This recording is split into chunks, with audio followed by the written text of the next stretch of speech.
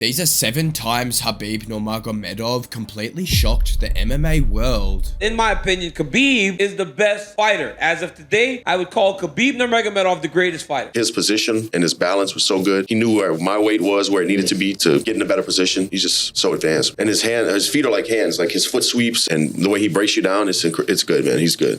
When I fought Tony Ferguson, the morning I woke up, my heart rate was around between 33 and like 36. And the morning I woke up in Abu Dhabi, it was at 68. 29 fights, 29 wins, never bruised, never scratched, and only lost 2 of nearly 100 rounds. Khabib Nurmagomedov was such a freak of nature that nothing he did inside the cage should have surprised anyone. Yet every time he did step inside the cage, he raised the bar and shocked fans with something brand new. Just like in these next 7 instances, starting with the time Khabib smashed a UFC record as just a rookie, a record that still stands in the UFC today. From wrestling bears as a kid to mauling sambists for years, Khabib transitioned to MMA in 2008, following in the footsteps of his idol George St. Pierre. Within 3 years, Khabib racked up 16 career victories and entered the UFC as a high-rated wrestling prodigy, who beat his first 3 opponents with ease. It wasn't until his 4th UFC fight against Abel Trujillo in 2013 that Khabib truly showed the world just how brutal he could be. There was some tension between Khabib and Trujillo leading up to their fight because Khabib missed weight and Trujillo didn't like it. When they crossed paths backstage, Trujillo snubbed Khabib by refusing to shake his hand, fueling the animosity that would spill into the cage. Khabib obviously didn't like that. My homeland, respect means a lot. And backstage, I came up to him, I apologized to him for not making the weight, and I extended my hand to shake his hand.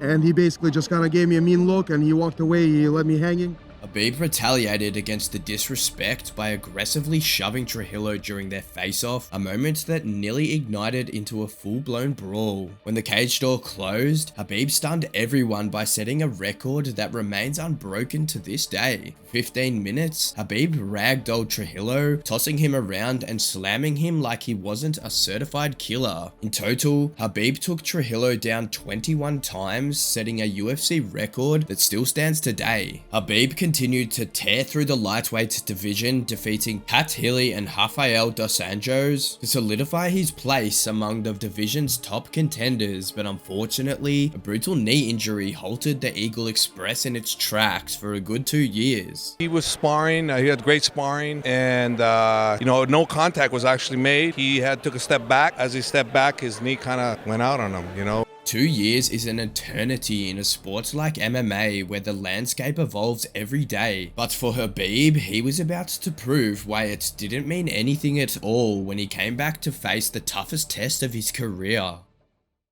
During Khabib's 2-year absence, Rafael dos Anjos, the man Khabib already dominated, became the lightweight champion and then lost his belt to Eddie Alvarez, who Khabib wanted to face upon his return. I want to fight for the title. Now Eddie is champion. For me, Eddie is not interesting. For me, interesting title fight. I have to take this belt. That's why I want to fight now with Eddie. Though Khabib deserved the title shot, the UFC handed it to featherweight champion Conor McGregor at UFC 205, and Khabib was furious because he knew McGregor wouldn't defend his belt against him if he beat Alvarez. If Conor win, of course he not take this fight, because you know this. I think. What do you think?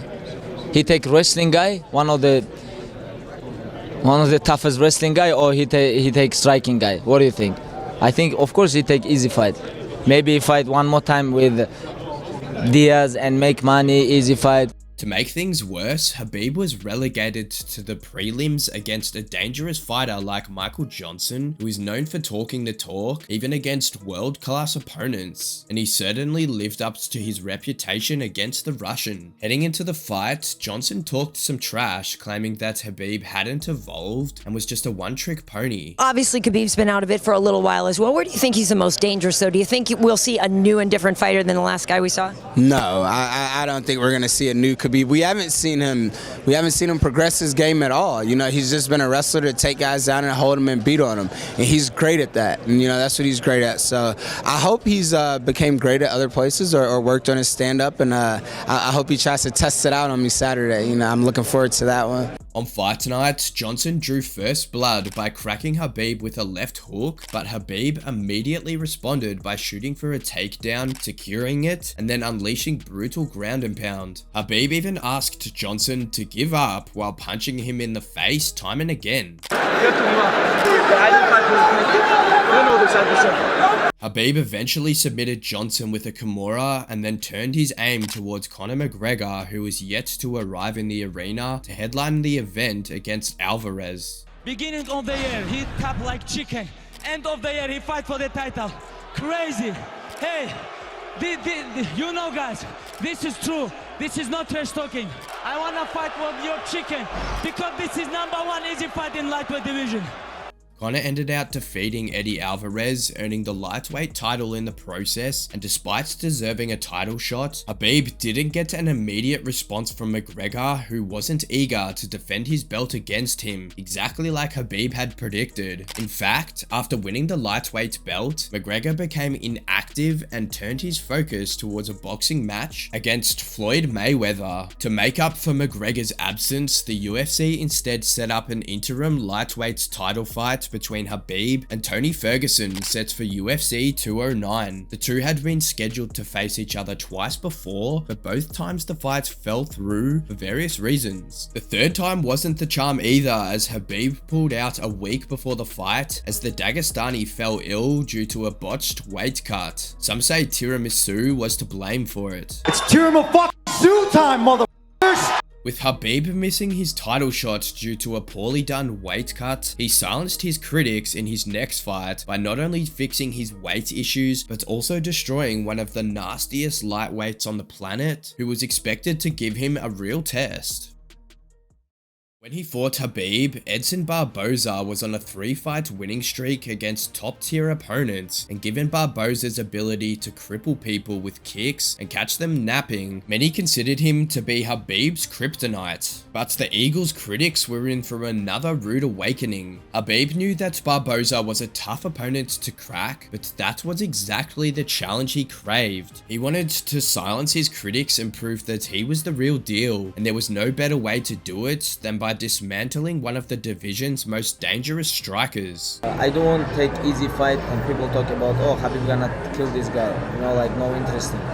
And I want, when I have opponent, I want people to talk about, oh, maybe these guys can give him hard time. On fight night, Khabib completely neutralized Barboza's kicking game by pressing him continuously, securing takedowns at will, and decimating the Brazilian with ground and pound for 3 rounds to secure another comfortable decision win. Beginning of this week, when I say I can fight with Tony, and after a couple hours, if UFC give me rest, I can fight with Conor. Like people think I'm trash talking. Now I'm just finished fight with one of the best striker in UFC today, right? I fight with him and stand up wrestling like 15-minute war, but I still fresh. And after years of dominating fighters in the UFC, Khabib finally got his first title shot, but not without a whole lot of drama and controversy. Despite 3 failed bookings, the UFC decided to book Khabib and Ferguson for the 4th time, and this time with the real belt on the line at UFC 223 since McGregor was stripped due to inactivity. Ferguson unfortunately pulled out after injuring his knee and was replaced by Max Holloway, who also pulled out, being declared as medically unfit to compete. At this point, Khabib was ready to fight anyone, even King Kong. This week they asked me fight with 5 different guys. Hey, I say I'm tired about this. If you can bring King Kong and he can make 155, let's go. At long last, the UFC decided to give Al Iaquinta, who was fighting on the same card, an opportunity of a lifetime to step up to fight Khabib for the vacant belt. And while the UFC had finally secured Khabib's shot at UFC 223, the Eagle unknowingly set the stage for his first title defense too, before he had even won the belt. It all began when he confronted Artem Lobov, McGregor's best friend, who had been stirring the pot with trash talk ever since intense tension started rising between the two camps. Khabib's actions infuriated McGregor to the point where he flew all the way from Dublin, Ireland, accompanied by a group of thugs, and launched an attack on a fighter bus during media day. The reckless act resulted in multiple injuries and fight cancellations.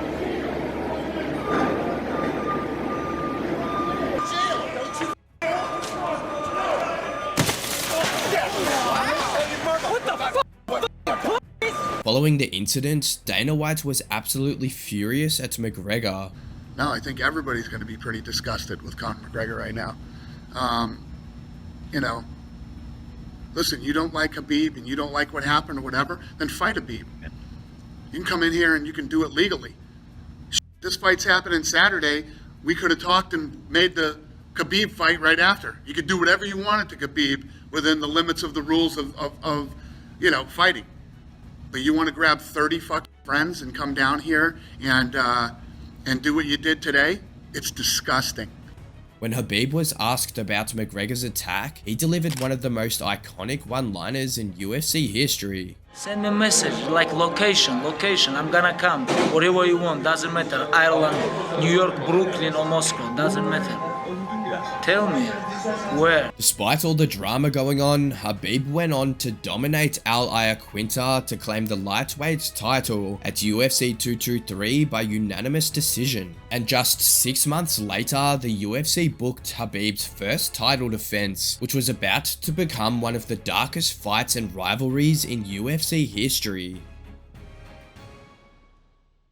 Just a couple of months after defeating Iaquinta, the UFC announced the highly anticipated fight that everyone had been waiting for, Khabib versus Conor McGregor at UFC 229. Given the high-profile nature of the fight and the heated rivalry, the entire world was watching, with many believing McGregor would knock Khabib out. They pointed to Khabib's previous struggles, like getting cracked by Johnson, to claim that he didn't have a solid chin. Even McGregor himself labeled Khabib a glass jaw on numerous occasions. I am going to truly love putting a bad beating on this little glass jaw rat. And not only that, McGregor aimed at anyone and everyone associated with Khabib, including his father Abdulmanap and his manager Ali Abdelaziz. My heart is black towards this man, towards his team, towards his people. I could truly see the inside of that man's head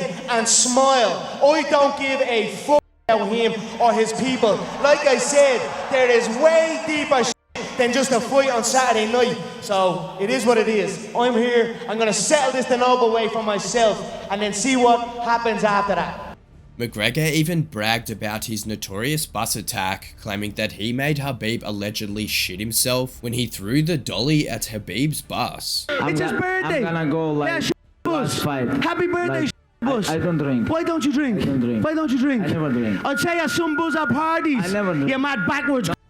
You're dead when I get my hands on you, do you hear me? Khabib kept his words to a minimum, but he did warn McGregor of the serious consequences that were coming his way. First of all, I want to say Alhamdulillah, God give me everything.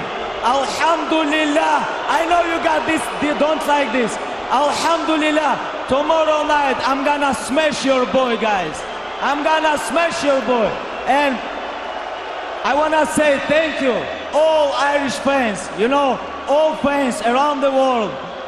Because of you guys, this fight is happening. Thank you guys, and tomorrow night, inshallah, and still. Thank you, sir. On fight night, Khabib started off strong with a controlling round 1 against Conor. In round 2, Khabib cracked the Irishman with a massive overhand right before taking him down and literally smashing his face as he said he would. In round 3, the two fought a back and forth kickboxing battle, and in round 4, McGregor was taken down and eventually submitted by a rear naked choke. But Khabib wasn't done there, because after settling his score with McGregor in the cage, he jumped over the defense and drop-kicked Conor's teammate Dylan Dennis, who had been running his mouth non-stop in the lead-up to the UFC 229 event. Khabib's post-fight attack sparked the biggest brawl in UFC history, dragging in both camps and fans, leading to widespread chaos. Even Khabib's teammates ended up jumping in the cage and attacking Conor as well. The fallout was severe, leading to suspensions, hefty fines, and apologies. Nevada, sorry. Vegas, sorry.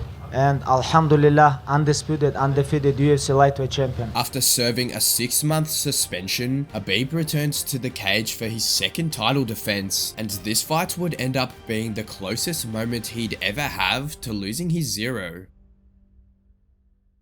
In his second title defense, Khabib faced Dustin Poirier at UFC 242. The Louisiana native was on a hot 6-fight win streak at the time, with his most recent win coming against Max Holloway, who hadn't lost in more than 10 fights. Given Poirier's elite boxing, devastating low kicks, and high-level Brazilian jiu-jitsu, many believed he would be the one to finally crack Khabib's armor, but Poirier's record didn't scare Khabib one bit. He fight with only striking guys. He never fight with guy who all the time wrestling with him like my style. I think it's gonna be tough night for him. This is my opinion because he have to be ready. I'm gonna wrestling with him all night, make him tired and make him tough. This is my plan.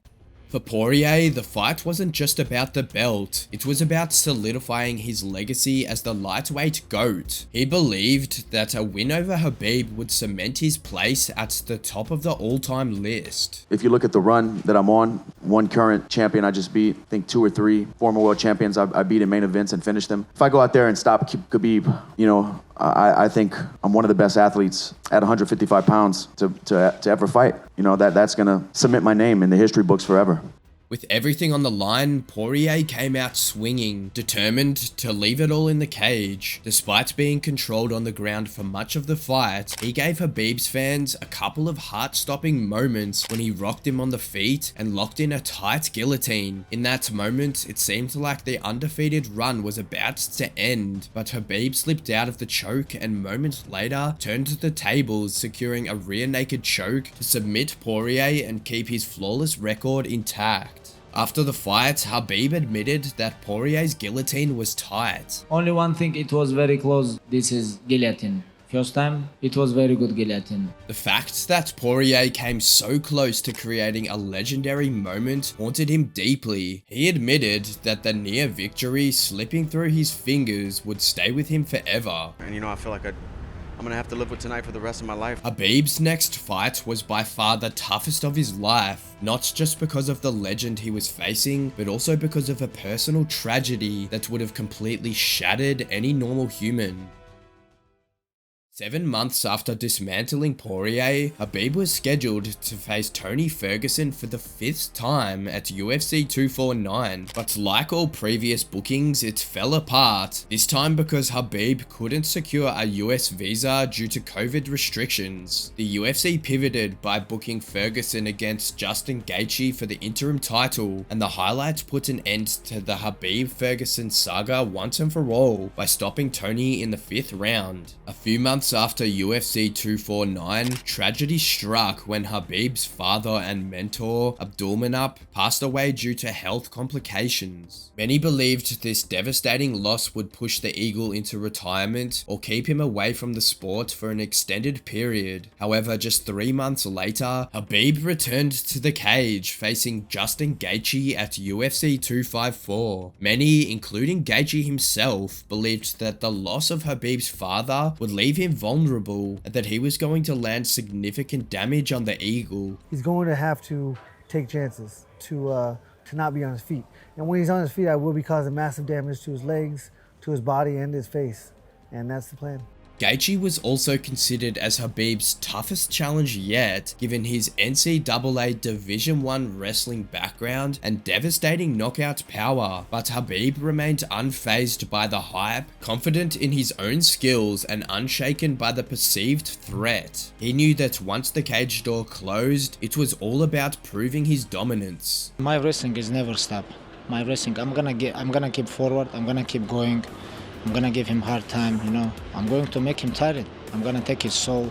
This is what I want. Inside the cage, Khabib was relentless as he continuously pursued Gaethje around the octagon, absorbing and landing shots with precision. By the end of the first round, Gaethje was already gasping for air, and in the second round, Khabib sealed the deal, choking him out and solidifying his legacy once again. After the fight, Gaethje admitted that Khabib was one of the strongest people he has ever faced. I mean, he's very strong. Very strong. You know, the transition from the takedown, you know, his ability to take shots. I landed some really, really clean shots. And he's got a hell of a poker face because he acted, I know it hurt him, but he acted like it didn't hurt him. You know, he has a great jab. His jab is so effective because of his level changes. I mean, you gotta almost pull your hips back anytime he's changing levels. You know, I could have fought him a different way and tried to you know, really stand my ground and not move like I did. But you know, I will move on and keep working and push on to the next one. The fight against Gaethje marked the final chapter of Khabib's illustrious career. After his victory, he delivered a heartfelt announcement in the octagon, retiring with deep emotion as he reflected on how tough it was for him to fight without his father.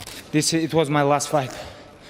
And no way I'm gonna come here without my father. It was first time when, after what happened with my father, when UFC called me about Justin, I talked with my father, my mother, 3 days. She don't wanna I go fight without father, but I promise her it's gonna be my last fight.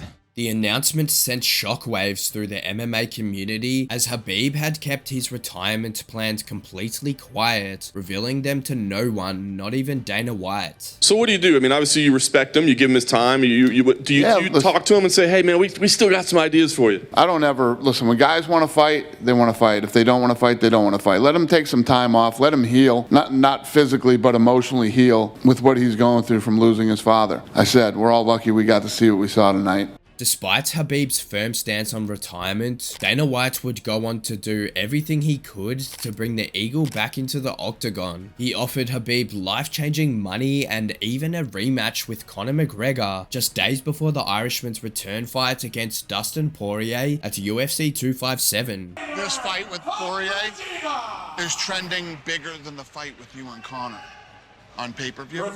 Imagine what you and Conor would do in another fight. Just saying.